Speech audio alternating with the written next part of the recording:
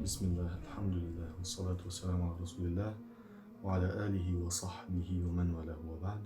Assalamu alaikum wa rahmatullahi ta'ala wa barakatuh, and welcome to the second episode of this Ramadan Qur'anic reflection series. Speaking of the blessed month, Allah subhanahu wa ta'ala chose to tie in with Ramadan two main aspects. The first is the Quran, and the second is Siyam, fasting. He says subhanahu wa ta'ala, شهر رمضان الذي أنزل فيه القرآن. This is the Quran side. He also says in the same ayah جل في علاه فمن شهد منكم الشهر فليصم. This is the fasting side. The Quran is a message to all of humanity. Nonetheless, it will penetrate and affect and actually guide those among them who have a very special maqam. The Quran says about itself that it is a huda lil muttaqeen, a guidance to those who have taqwa. What does it mean to have taqwa? It is to realize Allah's will on earth. It is to become His khulafa, His vicegerents, His representatives on earth. The first Khalifa, Adam alayhi salam, our father, is created from the most lowly and basic of substances, clay. Yet within him is the ineffable ruh of Allah. Allah subhanahu wa ta'ala Himself breathed into Adam from His spirit. If we are to attain taqwa, we are to focus on the ruh element of our creation as opposed to the mud or clay element of our creation. When we fast, we enact this to a very literal standard. We literally leave off the basic bodily necessities like food and drink, and instead are invited to introspect and connect with the spiritual side of our being.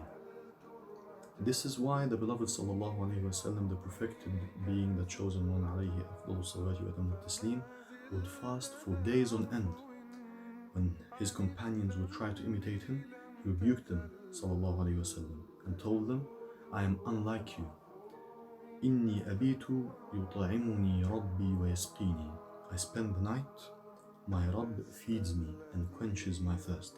This is a different type of nutrition, a different type of sustenance that the beloved sallallahu alayhi wa sallam is speaking of. A spiritual sustenance as opposed to a bodily one. It is perhaps also why Allah subhanahu wa ta'ala chose fasting for a very special status in terms of its reward. He says, Jalla fi ulah in hadith Qudsi, all the deeds of the son of Adam are to him. Except for siyam, except for fasting, it is for me, and I reward for it. When we fast, it is the only act of worship wherein we imitate the divine subhanahu wa ta'ala in our own fallible, imperfect, faulty, human way, in His attribute of ghina, His needlessness, His independence subhanahu wa ta'ala. Therefore, when we fast, the goal of fasting is the very same goal that the Quran is trying to establish within us to reach us and affect us. In other words, Ramadan has gathered within itself the perfect setting for piety.